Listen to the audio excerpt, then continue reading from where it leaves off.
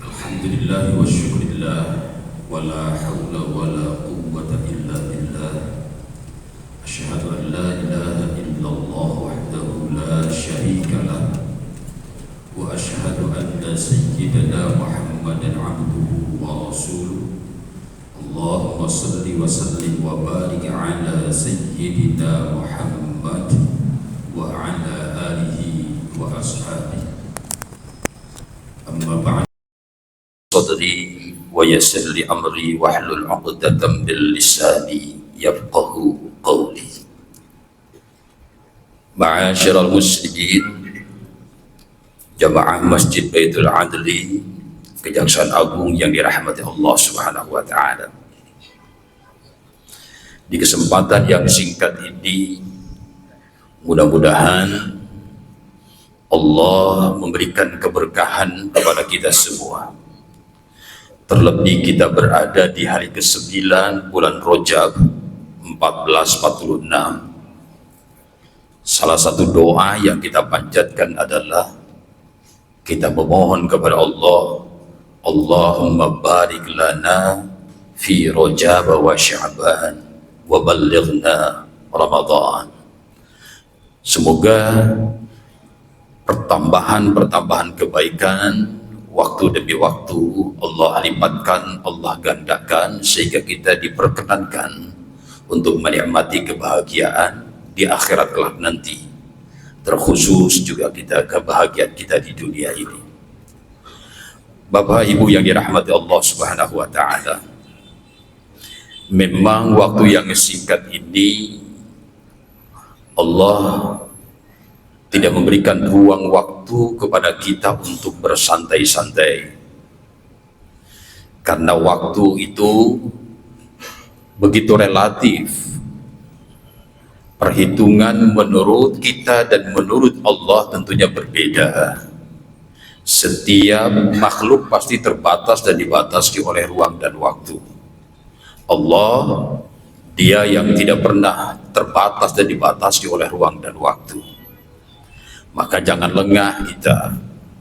Misal di dalam surah Al-Hajj ayat 47 itu Allah berfirman, wa inna yawman 'inda rabbika ka'alfi sanatin mimma ta'uddun. Jadi bahwa satu hari di sisi Allah itu bagaikan 1000 tahun di sisi kita. Jadi kalau kita buat contoh, umat Nabi Muhammad usianya antara 60 sampai 70 tahun. Kalau kita compare dengan cara perhitungan Allah, itu hanya 0,06 atau 0,07 hari. Yang kalau kita hitung dengan perhitungan jam, jika Allah mencukupkan kita pada usia nanti sampai 70 tahun, itu hanya 1,68 jam. Jadi 2 jam saja tidak. Jadi secara logika sungguh amat sangat mustahil kita bisa membeli kebahagiaan akhirat ini. Maka itulah Allah beserta Rasulnya mewanti-wanti, nikmat yang besar ini jangan sampai terabaikan dan diabaikan oleh kita. Sekali kita abai, itu bukan hanya kerugian, tapi kecelakaan besar akan kita dapati di akhirat kelak nanti. Karena tadi, dengan baik saja kita, itu tidak akan mampu membeli kebahagiaan akhirat. Tetapi kalau kita baiknya dengan cara yang benar, maka nanti akan datang rahmah Allah yang 0,06 tadi, atau 0,07 tadi, sangat memungkinkan itu untuk bisa membeli kebahagiaan akhirat. Nah, Bapak Ibu yang dirahmati Allah Subhanahu wa taala, karena itu ada satu nikmat yang seringkali banyak orang abai, yaitu tentang waktu dan kesehatan, terlebih waktu. Maka Sayyidina Ali berpesan juga kepada kita bahwa kalau rezeki yang hari ini belum diperoleh oleh kita, itu masih sangat berpotensi besar besok dapat kita raih, bahkan bisa lebih. Tetapi ada waktu yang tidak termanfaatkan dengan baik pada hari ini, jangan pernah mimpi, kata Sayyidina Ali, itu akan berpulang atau berbalik kembali, kita setback kembali. Sudah celaka, sudah. Karena itu Allah mengungkapkan ada satu surat yang begitu pendek kaitan dengan waktu. Bahkan menurut Imam Syafi'i, jika surat ini dipahami dengan baik dan benar oleh kita, cukup sudah surat yang hanya 3 ayat ini sebagai perisai hidup kita, bisa menghantarkan kita bukan hanya bahagia dunia, terlebih kita akan bahagia di akhirat. Jadi ini sungguh dahsyat luar biasa tentang waktu.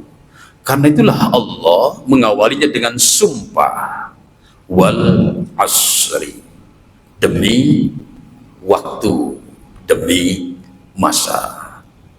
Nah, kalau Allah yang bersumpah, berpotensi bohong nggak, Pak? Tidak akan pernah mungkin. Allah tidak mungkin bersulaya, tidak mungkin Allah berbohong. Jadi dengan kata sumpah wawunya itu, ini menekankan memang bergetarlah jiwa kita tentang waktu ini. Lalu Allah mengambil diksinya kata asr, bukan kata waqti. Kan bisa saja itu ayat kita ganti dengan wal waqti. Tetapi mengapa Allah berfirman dengan ungkapan wal asri? Ada satu pesan yang harus selalu kita ingat, bahwa asr itu waktu yang sebentar lagi kita akan menjemput tenggelamnya matahari. Jadi hari ini kita tidak pada dalam posisi di pagi hari. Hari ini kita tidak dalam posisi di waktu subuh. Siapapun kita sekarang sedang berada dalam periode waktu yang disebut dengan asar, yang sebentar lagi akan menjemput tenggelam matahari, atau yang disebut dengan menjemput kematian. Jadi begitu singkat, begitu pendek bagi kita. Ini hikmah yang sangat besar bagi kita. Mengapa Allah memilih diksi kata asr dibanding dengan kata yang lain yang bermakna waktu. Para jamaah yang dirahmati Allah Subhanahu wa taala. Yang kedua,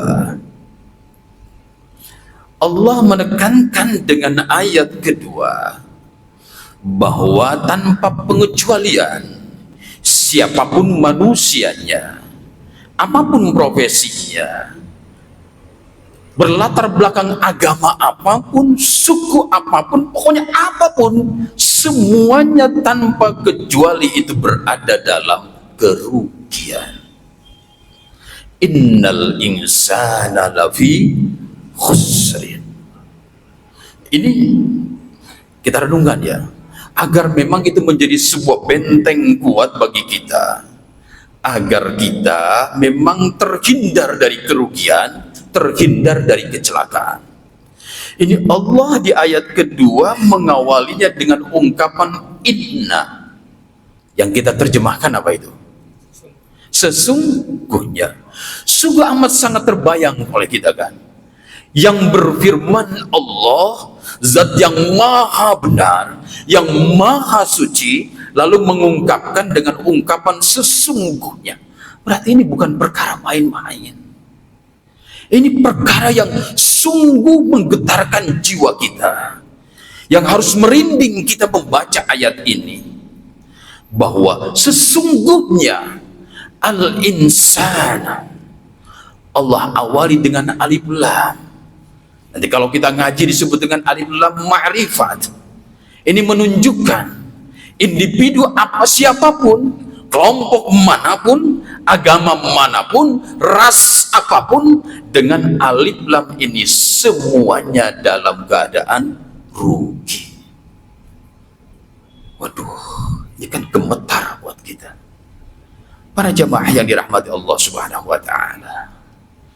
Boleh kita merenung di dalam Quran, kata yang bermakna manusia itu bukan satu-satunya kata insan. Kita menemukan kata nas umpamanya. Pasti kita hafal nih, dicontoh misalnya di surat yang terakhir, surat An-Nas. Allah berfirman-Nya kan, qul a'udzu di Rabbin nas, Malikin nas, Ilahin nas. Itu kata nas.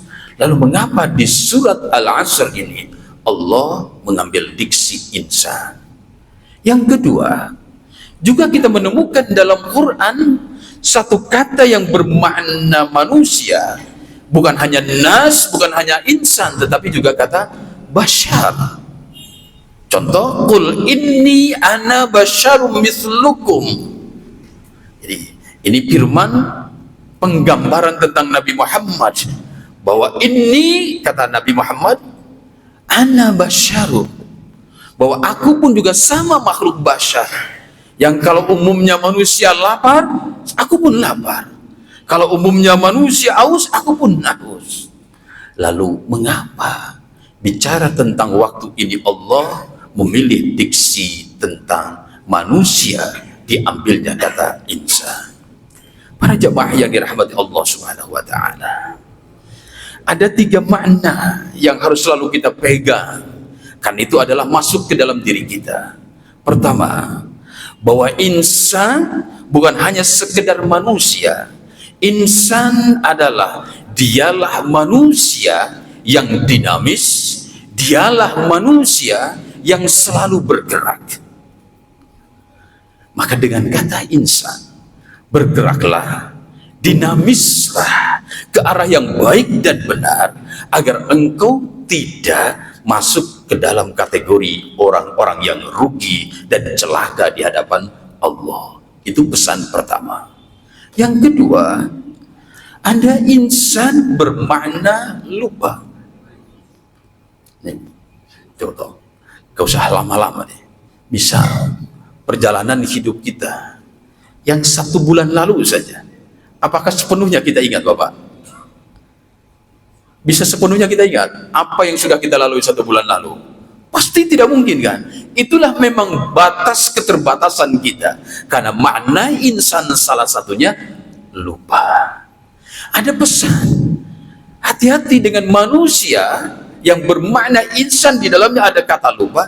Hei, hidup yang sesaat ini, yang hanya 1,68 jam, jika kita disampaikan usia 70 tahun, hati-hati, jangan sampai lupa arah. Hati-hati, jangan sampai lupa GPS. Karena GPS kita, destinasi hidup kita sudah jelas. Itu 2. Yang ketiga, makna insan pun juga adalah bahagia. Jadi ada pesan dari Allah di balik makna insan, berbahagialah kita menjemput kebahagiaan akhirat. Hati-hati, jangan sampai tertipu dan menipukan diri dalam kebahagiaan sesaat yang hanya sekedar di dunia ini. Para jemaah yang dirahmati Allah Subhanahu wa taala, inilah makna-makna daripada kata insan. Lalu Allah ingin menegaskan agar kita atau siapapun jangan sampai membaca kata rugi ini sekedarnya. Allah mengungkapkan dengan lafaz lafi khusrin, ada lamnya, ada penunjukan kata penekanan di dalamnya.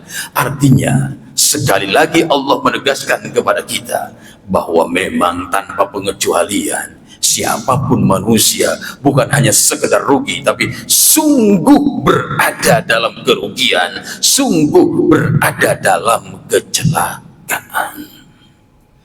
Ma'asyiral muslimin rahimakumullah, siapapun kita pasti tidak maulah kita rugi, tidak maulah kita celaka di waktu yang sesaat dan sesingkat ini. Karena itulah keterhindaran dari kerugian ini adalah Allah hanya menitipkan 3 perkara dalam kehidupan kita yang begitu singkat. Dengan 3 perkara inilah yang akan membalikan dari sebuah kerugian menjadi keuntungan, dari sebuah kecelakaan menjadi sebuah keselamatan bagi kita. Ma'asyiral muslimin rahimakumullah. Maka nanti mudah-mudahan di kesempatan lain bisa kita kupas secara detail apa itu iman, apa itu amal soleh, apa itu saling mengingatkan di dalam kebenaran dan saling mengingatkan di dalam kesabaran. Jadi 3 poin atau 4 poin ini menjadi sebuah perisai bagi kita. Jadi bahwa untuk beramal soleh butuh iman. Tidak disebut amal soleh kalau tanpa iman. Untuk saling mengingatkan dalam kebaikan, dalam kebenaran, dan dalam kesabaran butuh iman. Maka untuk juantah tentang agama bukan sekedar implementasi, tetapi butuh pengetahuan.